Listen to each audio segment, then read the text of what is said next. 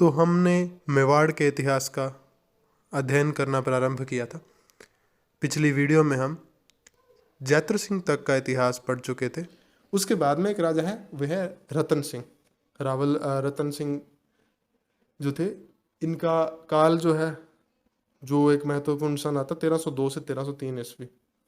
और एक महत्वपूर्ण घटना जो है वो 1303 ईस्वी में दिल्ली का सुल्तान अलाउद्दीन खिलजी है, वो मेवाड़ पर आक्रमण कर देता है।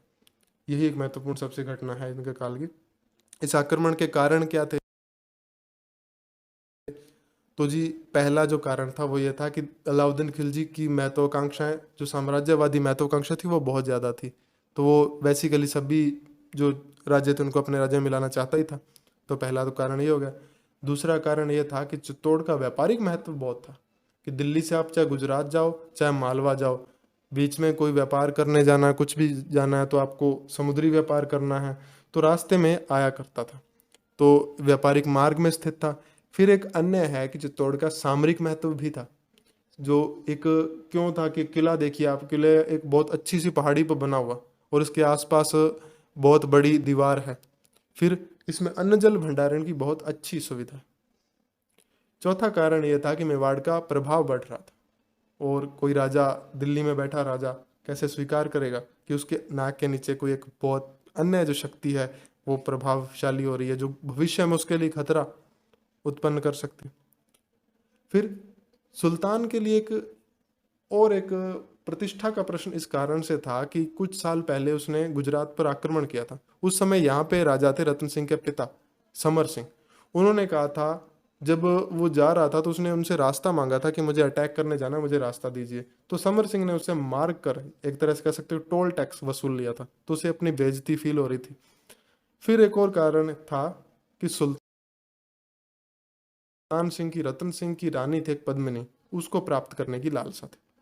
इस आक्रमण के समय चित्तौड़ का प्रथम साका हुआ, जिसके तहत रानी पद्मिनी ने 1600 अन्य महिलाओं के सहित जौहर किया था, और रतन सिंह अपने सेनापतियों गोरा व बादल सहित केसरिया करता है। साका क्या होता है, पहले जानते हैं कि ये जौहर क्या होता है। जौहर में क्या होता है कि विभिन्न, जब युद्ध में जीतने की आशा समाप्त हो जाती है तो जो व्यक्ति होते हैं वो तो क्या करते हैं, सिर पर केसरी रंग का साफा या पगड़ी बांधकर और युद्ध में कूद पड़ते हैं, और उनका एकमात्र उद्देश्य होता है कि दुश्मन को अधिक से अधिक नुकसान पहुंचाना। और जो महिलाएं होती हैं वो स्वयं को अग्नि कुंड में प्रवेश कर लेती हैं और अपना जो जीवन है वो समाप्त कर देती थी।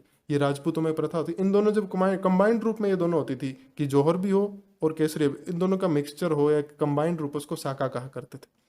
खैर, ये साका हुआ। इसके बाद में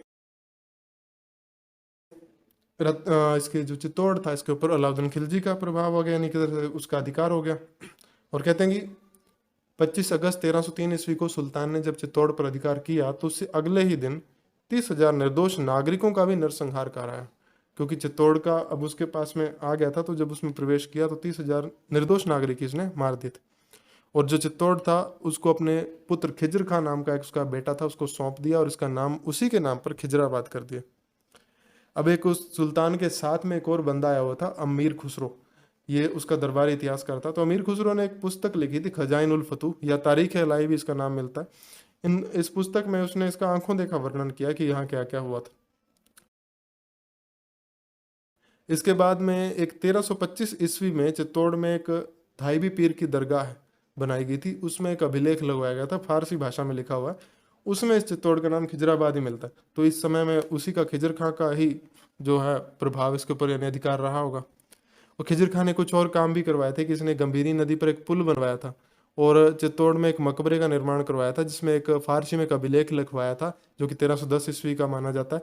और उसमें कहते हैं कि अलाउद्दीन खिलजी की बहुत सारी प्रशंसा की हुई है, कि अलाउद्दीन खिलजी को दूसरा सिकंदर, ईश्वर की छाया तथा संसार का रक्षक कहा। कालांतर में चित्तौड़ मालदेव सोनगरा को सौंप दिया गया, जिसका एक अन्य नाम मूंछाला मालदेव कहते हैं, उसको सौंप दिया। अब मालदेव सोनगरा कौन था? ये एक जालोर का एक राजा हुआ करता था, कान्नड़ देव सोनगरा, उसका भाई था।